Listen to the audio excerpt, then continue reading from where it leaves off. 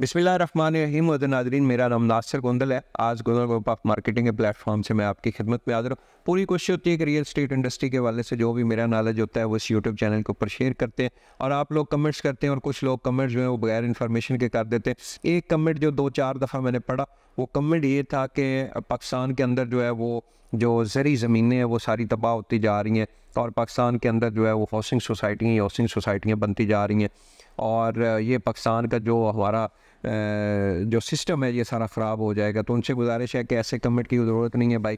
पहले आप कैलकुलेशन समझें, पहले आप चेक करें कि ज़री ज़मीनें कहाँ पे हैं और कहाँ पे हाउसिंग सोसाइटी बन रही है, फिर उसके बाद आप बात करें। सबसे पहले रावलपिंडी इस्लामाबाद की बात करते हैं। आप रावलपिंडी इस्लामाबाद का मुझे कोई एक ऐसा हिस्सा दिखा दें जहाँ पे ज़राअत हो। ये सारा एरिया जो है ये पहाड़ी रकम है और इसके पथरीला और यहाँ पे ज़राअत नहीं हो सकती। रावलपिंडी इस्लामाबाद इस वक्त आपको पता है पाकिस्तान का सबसे बड़ा शहर है, 2 जुड़वां शहर है। इस्लामाबाद एक अलग शहर है, रावलपिंडी अलग है।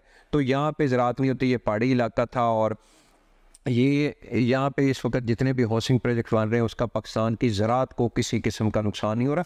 पंजाब के अंदर कुछ शहरों के साथ साथ कुछ हाउसिंग सोसाइटीज़ बनी हैं जिनमें मैंने ख़ुद देखा है कि वहाँ पे वो फसल बड़ी ज़बरदस्त उस एरिए के अंदर फसल हो रही थी और उन लोगों ने, जो ज़मींदार था उसने सेल कर दी और हाउसिंग सोसाइटी का जो ऑनर था उसने उसके ऊपर डेवलपमेंट करके उसको जो है वो प्लॉटिंग करके उसने सेल कर दिया। लेकिन आपने कभी आप ये तो कमेंट करते हैं कि भाई जो ज़री ज़मीन, अच्छा ये कितना एरिया जो है वो हाउसिंग सोसाइटी ने लिया होगा? 100 एकड़ ले लिया होगा, 200 एकड़ ले लिया होगा, 500, 1000 एकड़ जो है वो उसने हाउसिंग सोसाइटी का जो मालिक है उसने लेके वहाँ पे जहाँ पे ज़राअत होनी थी उस एरिया को उसने हाउसिंग सोसाइटी के अंदर कन्वर्ट कर दिया। कभी आपने ये कैलकुलेशन किया कि पाकिस्तान के अंदर कितना एरिया गैर आबाद पड़ा हुआ है और वो क्यों गैर आबाद पड़ा हुआ है? कभी ये कैलकुलेशन आपने किया? पिछले 15-20 साल से पाकिस्तान, स्पेशली पंजाब की मैं बात करूंगा, मुझे सिंध बलूचिस्तान KPK इसका इतना नॉलेज नहीं है चूँकि मैं खुद पंजाब से हूँ। पंजाब के अंदर पिछले 15-20 साल से एक दौड़ लगी हुई है, स्पेशली जो हमारे ज़मींदार हैं उनके बच्चों की एक दौड़ लगी हुई है कि भाई हमने 2-4 जमातें पढ़नी है, 18-20 साल हमारी उम्र होनी है, हमने डंकी लगानी है और हमने यूरोप कंट्री चले जाना और वहाँ से पैसा कमाना है। अच्छा हुआ क्या कि वो बच्चे, उनका चूँकि एक एम था, उन्होंने एक अज़म किया हुआ था, वही बच्चे वही आज जवान होके आज 35-40-45 साल की उम्रों के हो गए, वही लोग उन्होंने पाकिस्तान से वो उन्होंने डंकी लगाई या जायज़ तरीके से गया, नजायज़ तरीके से गया, वो एक अलग टॉपिक है। और वह यूरोप कंट्री चले गए, यूरोप कंट्री उन्होंने पैसा चला। अब हुआ क्या, उन्होंने बाकी भाइयों को बुला लिया। एक भाई पाकिस्तान के अंदर है, 4-5 भाई जो है वो बाहर फ्रांस के अंदर, यूरोप के अंदर पैसा कमा रहे। वो एक भाई जो है वो पीछे खेती बाड़ी नहीं कर रहा। ये पाकिस्तान का अलमी है, वो खेती बाड़ी करनी चाहिए, वो नहीं कर रहा क्योंकि उसको पैसे आ रहे हैं, चीज़ें हो रही हैं।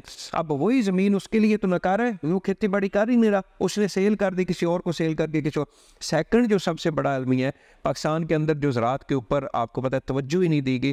किसान जो है उसकी फसल जो है वो जब तैयार होती है तो उसको उसका रेट नहीं मिलता जिस वजह से नहीं तैयार हो रही।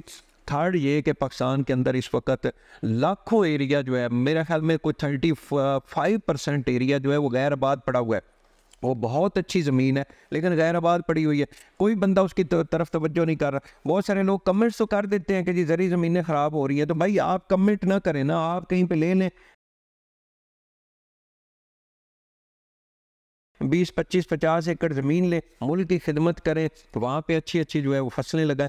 मेरा यकीन करें ज़ाती तौर पे इतना शौक़ है मेरा, कभी कभी इतना, मैं खुद जो है गोंदल फैमिली से मेरा तल्लक है और आबा व अजदाद की ज़मीन नहीं, और जो बचपन से देखी सिर्फ यही है कि फसलें उगाना और इन चीज़ों के ऊपर खेती बाड़ी मवेशी ये सारी चीज़ें जो है वो बचपन से देखते हैं।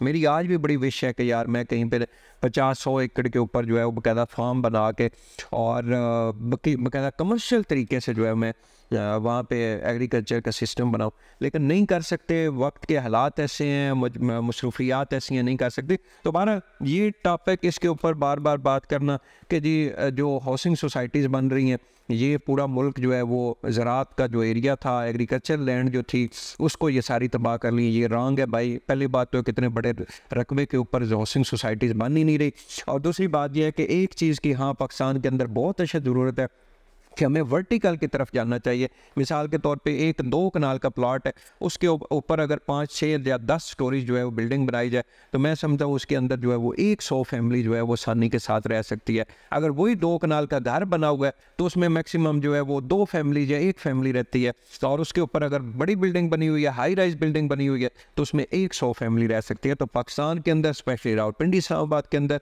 वर्टिकल बिल्डिंग जो है उसकी तरफ लाजमी तवज्जो होनी चाहिए। पिछले 2, 4, 5 साल के अंदर ये बहुत अच्छा जो है वो ट्रेंड चला है कि अभी लोग अपार्टमेंट खरीदना शुरू हो गया, तो इस तरह की चीज़ें बनना शुरू है। तो मोस्ट वेलकम, जितना मेरे पास नॉलेज था मैंने आपको शेयर कर दिया।